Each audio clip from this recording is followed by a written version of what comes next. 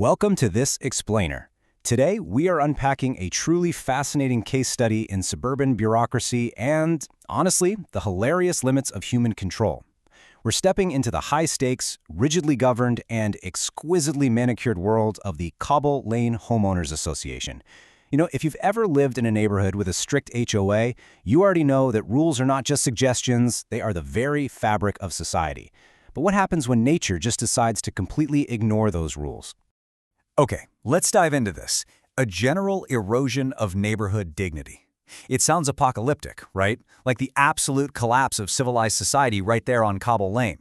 Now, you might be wondering what catastrophic event could possibly trigger such a dramatic, civilization-ending warning. A massive sinkhole, a rogue lawnmower gang taking over the cul-de-sac. Well, hold that thought because the real threat is far more feathery. The source of this highly dramatic language is the Cobble Lane Pond Maintenance Protocol. And listen, this isn't just some flimsy pamphlet. It is a literal 42-page, fully laminated binder created by a former resident named Dennis, who, by the way, has since moved to Arizona.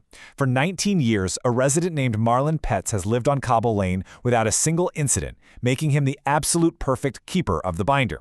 The entire neighborhood status quo hinges on one tiny 6-foot decorative pond, ringed by rocks nobody even remembers choosing, remaining completely and utterly duck-free.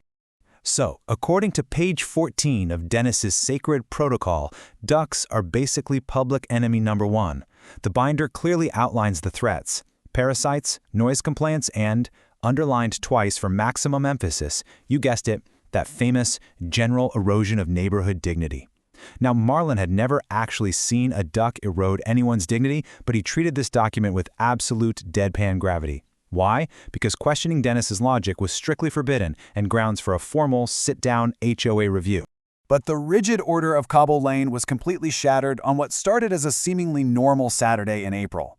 Picture this. Marlon is standing in his kitchen, casually reheating some leftover lasagna, when he looks out the window and literally nearly drops his plate. There it was. A single, incredibly smug mallard duck had landed squarely in the pond, just radiating the confident aura of a creature that had clearly never read a 42-page binder in its life. Marlon immediately triggered the HOA equivalent of a nuclear launch code. He called an emergency session of the Cobble Lane Pond Subcommittee. They convened in his garage within the hour with the utmost seriousness of a military debriefing. Let's look at the team that assembled. We have Marlon, the steadfast keeper of the binder. We have Carol, a retired dentist who showed up in full tactical gardening gear as if prepping for a combat situation. And finally, we have Theo, a teenager in pajama pants who only showed up because he desperately needed to secure volunteer hours for his college applications. With the team assembled, they turned straight to page 31, the officially approved duck deterrent procedure.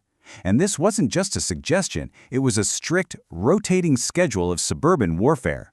Step 1 was visual disruption, which meant deploying brightly colored pool noodles at unpredictable angles. Step 2 was auditory discouragement, utilizing a Bluetooth speaker to blast recordings of a red-tailed hawk.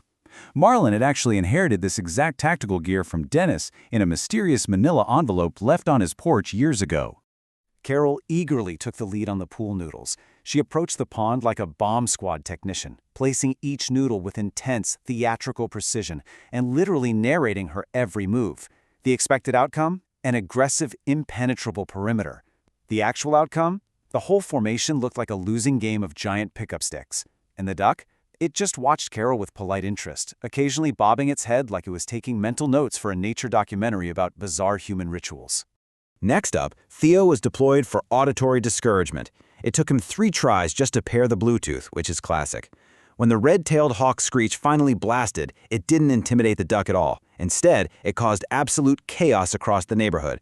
Literally every dog on Cobble Lane started barking, 3 squirrels scrambled up a tree in sheer terror, and the Hendersons 2 doors down immediately texted to complain about their dog's nervous condition. The duck's response to this overwhelming tactical assault? It just tucked its head right under its wing and took a nap. Now, what's really interesting about this slide is the chronological escalation of absolute failure. Just look at this. At lunch, the duck lands. By 1 p.m., the emergency garage summit is underway. Fast forward to 6 p.m., and you have a pond full of neon pool noodles, a neighborhood full of barking dogs, a sleeping duck, and a heavily chewed perimeter of grass. By sunset, it was an undeniable, objective fact. Despite 19 years of meticulous preparation, Cobble Lane officially had a duck. But you know, desperate times call for desperate measures. Marlin dug deeper into the sacred binder and discovered Phase 2. This was an obscure addendum written in Dennis's aggressively cursive handwriting that had actually never been formally ratified by the association. It called for the deployment of a plastic owl of, quote, sufficient menace. Luckily, Marlin just so happened to have a relic sitting in his attic from his father's failed pigeon deterrent era, a dusty, regret-filled plastic owl. This was it, the grand climax. Marlin carried the plastic owl to the pond and positioned it on the largest decorative rock with the absolute solemnity of a man raising a flag on foreign soil. The entire subcommittee held its breath. The expected outcome? Total avian terror. The actual outcome? The duck looked at the owl, waddled right up onto the rock next to it, and just settled in for the evening. The mallard was absolutely delighted to have made a new friend. Utterly defeated by interspecies friendship, Gerald officially declared the mission a strategic pause. Theo successfully secured his 4 hours of volunteer credit because, hey, watching a duck ignore a wildlife sanctuary's worth of deterrence definitely counts, right? Marlin packed up the manila envelope and decided it was finally time to email Dennis for backup. But then it hit him, nobody actually had Dennis's new email address. In fact, nobody had spoken to Dennis in years. He was essentially a ghost whose rules were still completely governing their lives.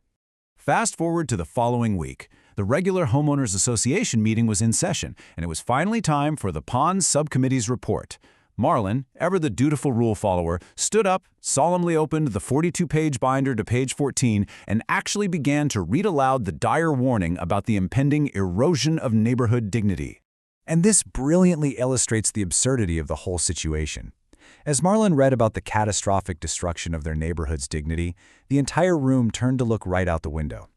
Down at the pond, the supposedly destructive mallard was being happily fed breadcrumbs by 4 giggling children and 1 incredibly enthusiastic golden retriever. It was a scene of pure, idyllic community joy, literally the exact opposite of erosion. Faced with this joyful reality playing out right outside the window, the association took a spontaneous vote to officially amend Dennis's sacred bylaws. The vote passed overwhelmingly, 9-1. And who was the lone dissenting vote? Marlin Petz, of course. Not because he hated the duck, but out of sheer respect for institutional continuity and, as everyone else in the room recognized, simple, principled stubbornness. In the wake of this historic, landscape-shifting vote, the community came to a unanimous informal agreement. The unremarkable 6-foot decorative puddle was officially rechristened Gerald's Pond. They named it after the smug mallard who had somehow managed to spark a massive civic reform movement across Cobble Lane by doing absolutely nothing but eating, sleeping, and floating. So the crucial point is how this completely changes our protagonist, Marlin. Despite the vote, he actually kept the laminated binder, but he made a profound adjustment. He turned to page 14, took a pen, which is huge for him, and physically crossed out Dennis's apocalyptic warning about the erosion of neighborhood dignity. Right above it, in his own calm handwriting, he simply wrote, "See Gerald." It's just a beautiful moment of a rigid rule follower finally embracing reality over protocol. As for all that tactical gear, it was officially retired. Marlin took that dusty plastic owl of sufficient menace and filed it right back up into his attic, where it sits to this very day.